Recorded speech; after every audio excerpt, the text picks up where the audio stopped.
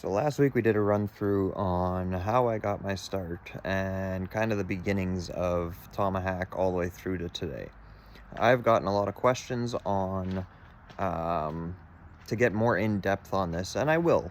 I absolutely will. I will definitely, let you guys in on everything that transpired and how it all went down and how it all works. But today we're gonna get into how to create your own seasoning.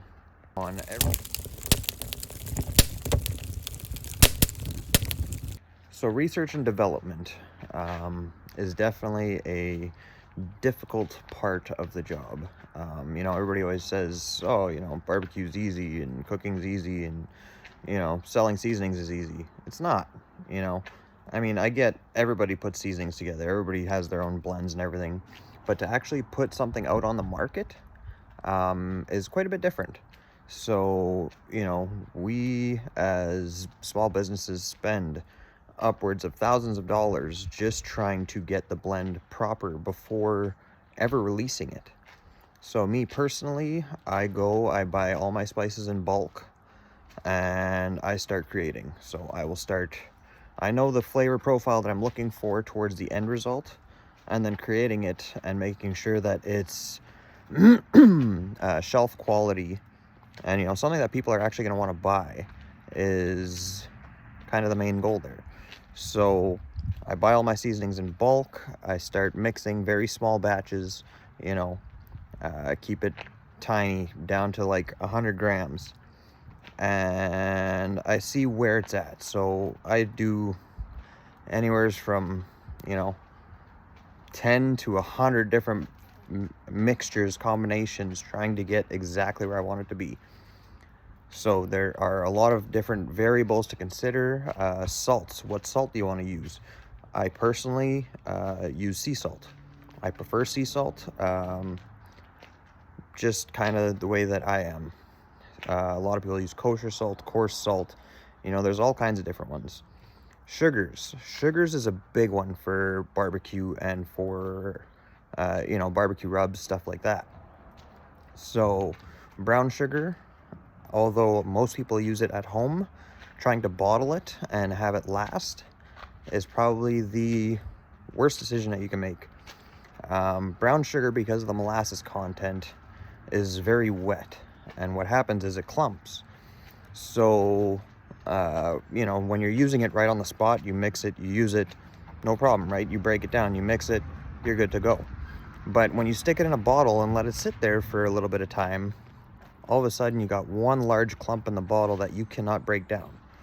I personally don't use refined sugars. I use raw sugars. So, you use the cane sugars or raw sugar or anything like that. White sugar, not really big on. I've used honey powder, honey granules, maple sugar, a lot of different things like that as well in some of my rubs, including Beauty Black, which has maple sugar in it. Turned out phenomenal. Took me a long time to figure that one out, just to try and get it exactly where it needed to be. And then you also need to make sure that it's not too spicy if that's not what you're aiming for, or too salty, or so you got to try and figure out your perfect blends, colors, stuff like that.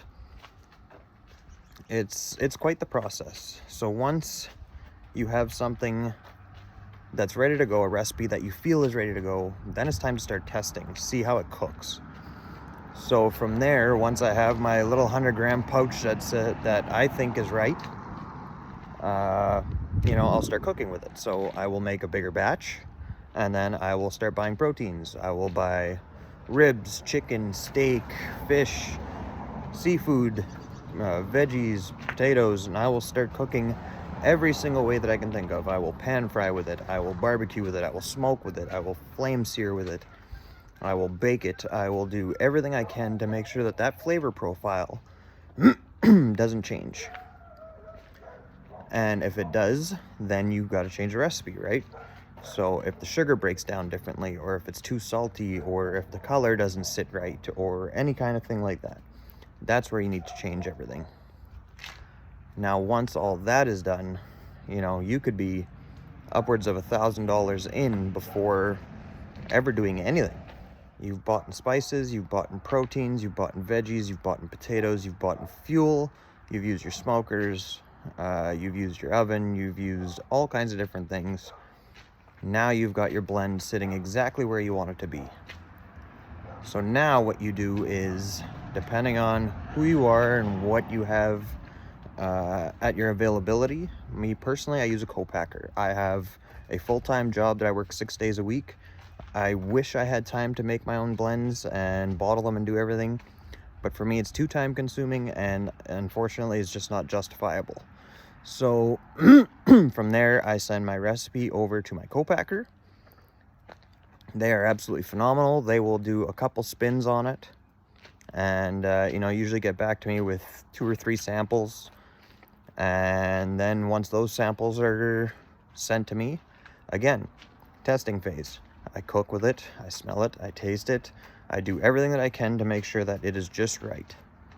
If it's not right, then back to the drawing board. If it is right, now you need to get your nutritionals, you need to get your UPC bars if you're aiming to get into grocery stores.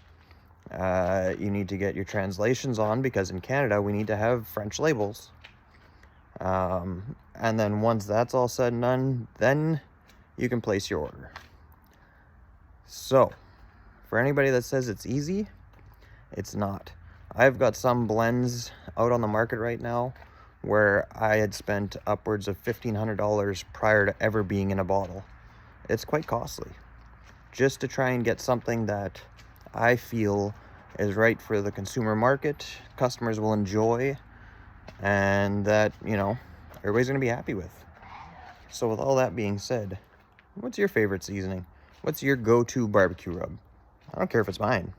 I've got a few that I absolutely love that I use daily. Aaron Franklin has amazing rubs.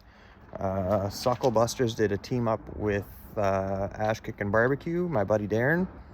Honestly, one of the best rubs I've ever had in my life. It is phenomenal. I use it on just about everything.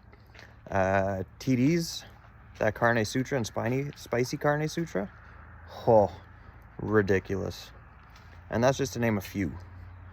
I've got a really big spice collection right now.